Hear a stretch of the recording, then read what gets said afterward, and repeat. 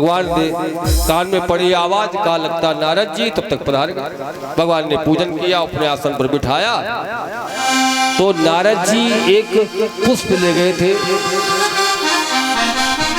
जो यहाँ तो बड़ा दुर्लभ है, मृत्युलोक में देवलोक से पुष्प लेके आए थे। वो भगवान को भेंट कर दिया। भगवान ने एक बार पुष्प का जिग्रहण किया, सूंघा और पास बैठी रुक्मिणी उनकी ओर बढ़ा दिया और इतने में एक सेकंड का अवसर मिल गया नारद जी को, तो वहां से उठे सीधे कहाँ, सत्यभामा के महल में। सत्यभामा ने देखा तो बड़ा स्वागत किया, सम्मान किया और बिठाया, पूजन किया और कहा नारद जी आज बहुत दिन बाद पधारे। बोले हाँ तो समय कभी कभी लग जाता है, कैसे पधारे बताओ। बोले पधारे तो अब इसलिए है कि तुम हमसे नहीं कहा करती थी कि कन्हैया सबसे ज्यादा प्रेम हम ही से करते, सबसे ज्यादा प्रेम मुझसे करते। सत्यभामा ने कहा इसमें कौन सी झूठी बात भाई, करते ही है, बिल्कुल हम मानते करते हैं, मानने की बातें नहीं, वो करते ही है। नारद जी ने कहा हमने आज परीक्षण कर लिया, ज्यादा की कौन चला है, तुम बराबरों नहीं करते, बराबर भी प्रेम नहीं करते हैं। सत्यभामा ने कहा कैसे। बोले हम वो पुष्प लाए थे देवलोक से जो यहाँ के मनुष्यों को दुर्लभ है, वो पुष्प हमने कन्हैया को भेंट किया, और अगर कन्हैया तुमसे ज्यादा प्रेम करते होते तो किसी सिपाही से कहते जरा सत्यभामा को बुला लाओ, ना आते अपना कहते बुला लाओ, तुम्हें वो फूल देते।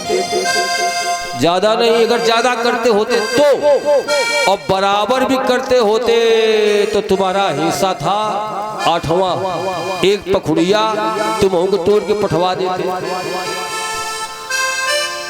ज्यादा की छोड़ो, बराबर भी नहीं करते, मतलब बोले सारा फूल अपने पास में बैठी रुक्मिणी को उन्होंने दे दिया।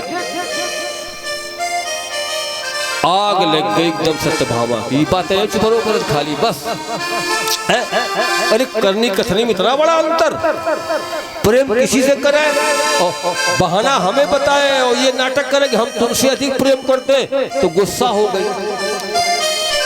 अब उस जमाने में कोई लाठी लेके झगड़ा तो करता नहीं था गुस्सा आने पर। हालांकि आजकल के लोग कह सकते हैं कि हम बताओ लाठी न ले तो क्या करें, कोई साधन है ना ही गुस्सा प्रकट करने का। उस जमाने में राजाओं का एक साधन हुआ करता था, गुस्सा वाली एक कुठरिया, गुस्सा वालों कमरा वो एक अलग बनवा लेते। अगर किसी को दिक्कत हो, किसी को कोई समस्या हो, तो गुस्सा वाले कमरा में पहुंच जाओ, अपने आप जान जाएंगे अमुक व्यक्ति अमुक स्त्री गुस्सा है, तो तुमसे पूछा जाएगा भाई क्या करें। आवाज तो यह व्यवस्था है नहीं तो लोग लाठी लेके ठाड़े हो जाए झगड़ा करने लगा था, तब झगड़ा नहीं करते थे। नारद जी तो वहां से चले गए। थोड़ी देर भगवान जब लीला हो गई, अब चूंकि लीला तो भगवान ही